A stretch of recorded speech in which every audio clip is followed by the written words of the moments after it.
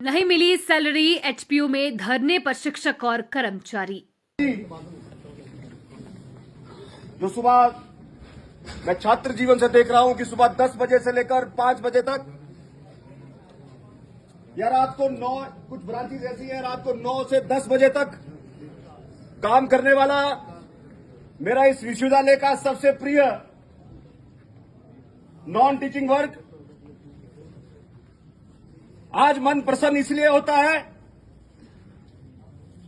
अभी इससे पहले नारा लग रहा था, उस नारे में कहा जा रहा था, आवाज दो हम सब एक हैं। और यही एक एकता है जो हमें ये सिखाती है, हमें ये कहती है कि हमारा व्यक्तिगत इस विश्वविद्यालय के अंदर कुछ भी नहीं है। इस विश्वविद्यालय की प्रगति कैसे हो, ये विश्वविद्यालय आगे कैसे बढ़े।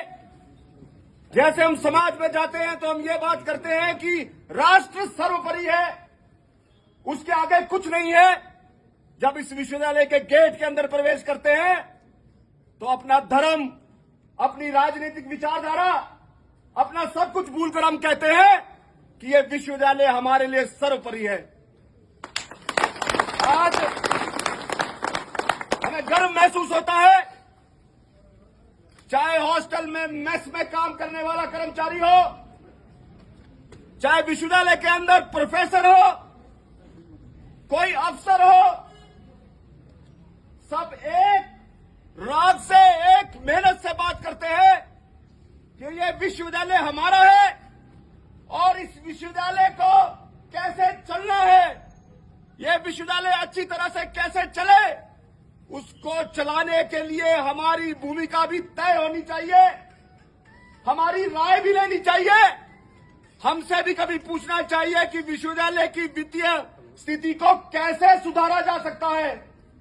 बड़ी बड़ी मीटिंग्स होती है, बड़े बड़े लोग उसमें आते हैं, बड़ी बड़ी बातें की जाती है, भाषण दिए जाते हैं, मगर विश्वविद्यालय का एक छोटा कर्मचारी आज इस नॉन टीचिंग इस एडम ब्लॉक के अंदर जब बैठता है, सर्दियों का मौसम आता है तो एक हीटर के लिए भी वो तरसता है।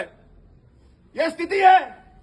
कल मैं बैठा था, वहां पर कोई बात कर रहा था कि राजा कैसा होना चाहिए, क्या राजा सिंहासन पे बैठने के लिए होना चाहिए, कि राजा इसलिए होना चाहिए कि उसके पास ताकत है, राजा इसलिए होना चाहिए कि वो एक पंक्ति में खड़े हुए सबसे आखिरी में व्यक्ति के पास जाए और कभी उसके घर में जाकर या उसके दफ्तर में जाकर उससे पूछे कि आपकी दिक्कत क्या है, आपका परेशानी क्या है, मैं आपकी परेशानी को दूर कैसे कर सकता हूं।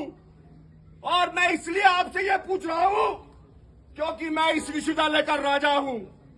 तो उस राजा की अगर कोई समस्या आती है, उसको कोई प्रॉब्लम आती है, तो प्रजा भी उसके साथ खड़ी हो जाती है कि हम आपके साथ खड़े हैं, आइए मिलकर इस परेशानी को दूर करते हैं। मगर इस विश्वविद्यालय का, इस प्रदेश का हालात ऐसे है कि व्यवस्था परिवर्तन की बात की जाती है तो हमने एक नारा लिखा, ये कैसा व्यवस्था परिवर्तन, ना वेतन ना प्रमोशन। यानी सबसे बड़े बड़े कानून हम लोगों को सिखाए जाएंगे, बड़े बड़े रूल हम लोगों के ऊपर लगाए जाएंगे। हम लोगों को हर महीने, अभी बात की जा रही थी कि 3 महीने से 4 महीने से इस विश्वविद्यालय के अंदर ये बात चल रही है कि तनख्वाह 1 को पड़ेगी कि 2 को पड़ेगी। मेरे को जाना पड़ा, मेरे जैसे व्यक्ति को भी जाना पड़ा। मैं गया, मैंने बोला बैंक में गया, कब तनख्वाह बढ़ेगी, कहते कुछ भी नहीं आया है। इससे पहले अभी बात हो रही थी कि एक कैसा विश्वविद्यालय बन गया कि हर महीने हमारा एफओ एक भिखारी बन के सेक्रेटरीट में जाता है, भिखारी बन के जाता है कि 3 करोड़ की लायबिलिटी है, दे दीजिए। वहां पर लोग वेट कर रहे हैं। ये कैसा विश्वविद्यालय है, ये कैसा विश्वविद्यालय बना दिया।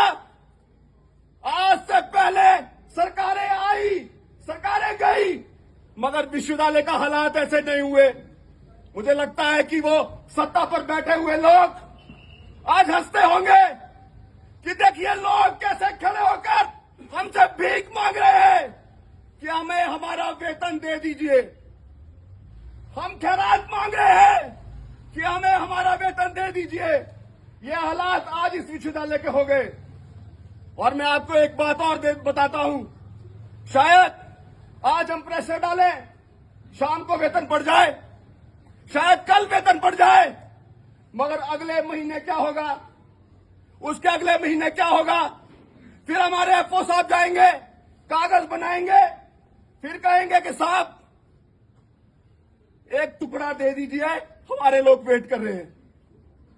शर्म आती है आज हमें। मेरे ख्याल से पूरे देश के अंदर एक ऐसा विश्वविद्यालय होगा जिसके जबरदस्ती हालात ऐसे कर दिए।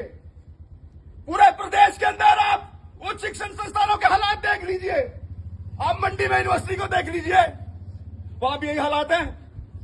मैंने नौणी में बात की, वहां का टीचर यूनियन के प्रेसिडेंट थे, उनसे फोन पे बात की, कहा साहब हमारी सैलरी भी नहीं आई, हमारा एफओ भी भीख मांगने के लिए गया है कि हमें तनख्वाह दे दीजिए।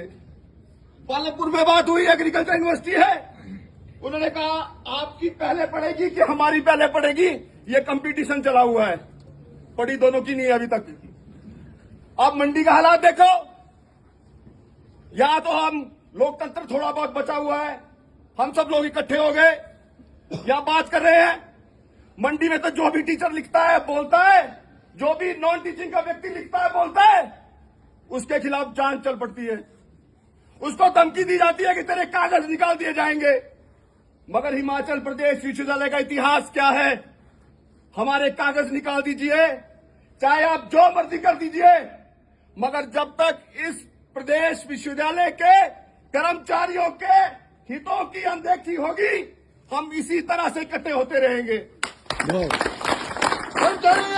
जिंदाबाद जिंदाबाद।